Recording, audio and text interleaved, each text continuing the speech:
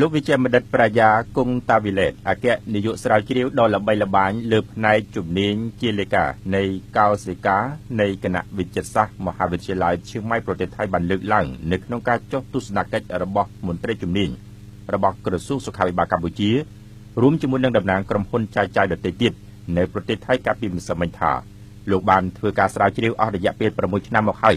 ដោយរកឃើញរបបកំភ្លើងថ្មីនេះដែលជួយថែទាំទៅដល់បញ្ហាឆ្អឹងការរលាកសន្លាក់ឆ្អឹងពុកឆ្អឹងនិងរោគមហារីក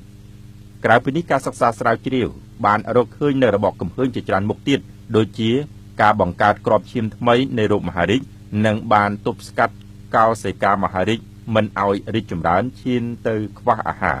និងឲ្យកោសិកាក្របឈាមស្វិតបន្តិចម្ដងលោកវិជ្ជាមណ្ឌិតបានបន្តថាក្រោយពីការសិក្សាស្រាវជ្រាវរកឃើញតេតិនទៅនឹងស៊ីសាមីនជាអាហារបំពន់នេះរាជរដ្ឋាភិបាលថៃបានគាំទ្រនិងទទួលស្គាល់យ៉ាងខ្លាំងជាពិសេសការជំរុញឲ្យនិស្សិតនៅក្នុងមហាវិទ្យាល័យឈៀងម៉ៃបានទទួលការសិក្សាបានយ៉ាងច្បាស់លាស់នៅក្នុងការក្រេបយកនៅបទពិសោធន៍ទៅលើជំនាញនៃការស្រាវជ្រាវនេះជាពិសេសអាហារបំពន់ស៊ីសាមីនកំពុងធ្វើការចែកចាយទៅកាន់ទីផ្សារមួយចំនួនក្នុងពិភពលោកនៅក្នុងការពិសាដើម្បីទ្រទ្រង់ទៅដល់សុខភាពបានយ៉ាងល្អប្រសើរទៀតផងนอกจากนั้นสิ่งที่เราค้นพบที่ห้องแลบของเราที่นี่นะครับហើយក្រៅពីនោះអ្វីដែលយើងស្រាវជ្រាវជួបនៅក្នុងបន្ទប់ពិសោធន៍ស្រាវជ្រាវរបស់យើងទីនេះครับช่วยดูแลเกี่ยวกับเรื่องของโรคข้อกระดูกเสื่อมข้ออักเสบចាជួយមើលថែទាំចំពោះបញ្ហារឿងឆ្អឹងយើងចុកសោយហើយនឹងតាក់ទងនឹងសន្លាក់រលាកសន្លាក់ផងដែរโรคกระดูกพรุนครับចាហើយនឹងតាក់ទងនឹងឆ្អឹងពុកឆ្អឹងស្ពោតផងដែរโรคมะเร็งนะครับហើយនឹងតាក់ទងនឹងโรคមហារីកផងដែរครับนอกจากนั้นเราก็ยังทำการศึกษาวิจัยอย่างต่อเนื่องហើយក្រៅពីនោះគឺយើងមានការសិក្សាស្រាវជ្រាវជាបន្តបន្ទាប់โดยใช้วิธีการทางวิทยาศาสตร์มาอธิบายกลไกการออกฤทธิ์ដោយប្រើគឺខាងវិទ្យាសាស្ត្រក្នុងការមកអត្ថាធិប្បាយរឿងការកន្ត្រៃនឹងការចេញប្រសិទ្ធភាពរបស់វា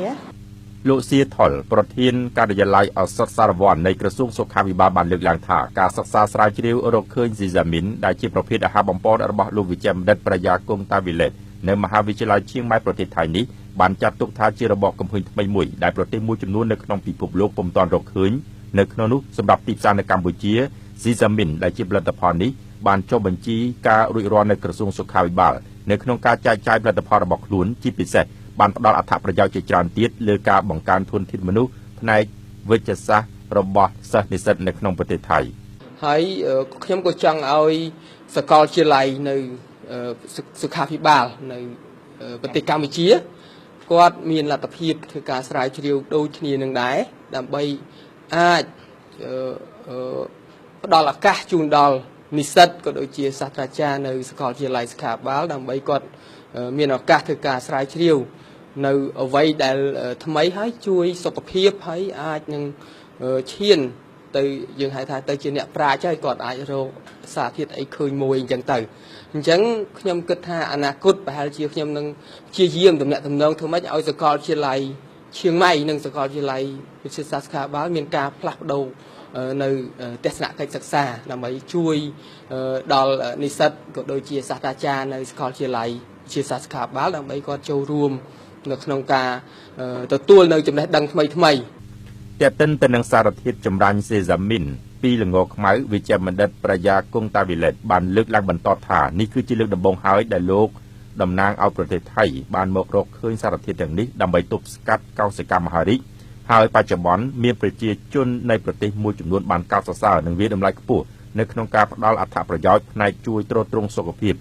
នៅក្នុងនោះសម្រាប់ពេលអនាគតស៊ីសាមីនគ្រោងពង្រីកទីផ្សារជុំវិញពិភពលោកបន្តទៀតដើម្បីជួយទៅដល់មនុស្សជាតិដែលមានបញ្ហាទាក់ទងទៅនឹងឆ្អឹងការរលាកសន្លាក់ឆ្អឹងពុកនិងរោគមហារីកការបង្កើតគ្រាប់ឈាមថ្មីនៃរោគមហារីកការទប់ស្កាត់កោសិកាមហារីកមិនឲ្យរីកចម្រើនជាដើម